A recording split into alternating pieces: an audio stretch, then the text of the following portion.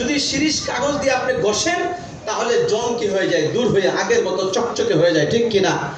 তো ঠিক কোরআনুল কারীম আমরা যে গুনাহ করি, গুনাহ করলে দিলের মধ্যে একটা দাগ পড়ে, কালো দাগ, তখন আমল করতে ভালো লাগে না।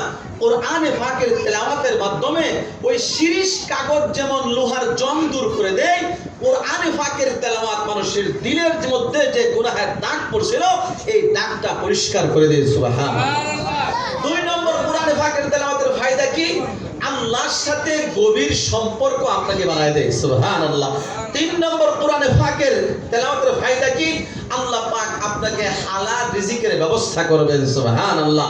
সম্মানের রিজিকের ব্যবস্থা করবেন, ঠিক কিনা? এইজন্য কোরআনে পাকের তেলাওয়াত এই মাসে আমরা বেশি বেশি করব। একজন মুমিনের কাজ হলো রমজান মাসে কমসে কম 1 খতম কোরআন দেওয়া, 1 খতম। কেউ যদি না দেয় তাহলে কোরআন তার বিরুদ্ধে সাক্ষী দিবে, আল্লাহ তোমার এই বান্দা রমজানে আমার হক আদায় করে নাই, আমার হক আদায় করে নাই। এইজন্য এই মাসের মধ্যে আমরা কোরআনে পাকের তেলাওয়াত বেশি থেকে বেশি করব, বেশি থেকে বেশি করব। যত বেশি করতে পারি তত বেশি আমার ফায়দা হবে। ইমাম আসিম রাহমাতুল্লাহি আলাইহি একজন বড় বিশ্ববিখ্যাত ইমাম ছিলেন। উনি সুমধুর কণ্ঠে কোরআনে পাকের তেলাওয়াত করতেন, আমরা যার কেরাত করি।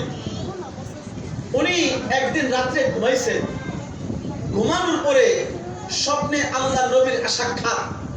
আয়েশা বলে, ইমাম আসিম তুমি যে কোরআনে পাকের তেলাওয়াত করো এটা তো আমার কাছে খুব মজা লাগে, আমি তো রোজায় আথার থেকে তোমার কোরআনে পাকের তেলাওয়াত শুনি, রোজার পাশে বসে তেলাওয়াত করে।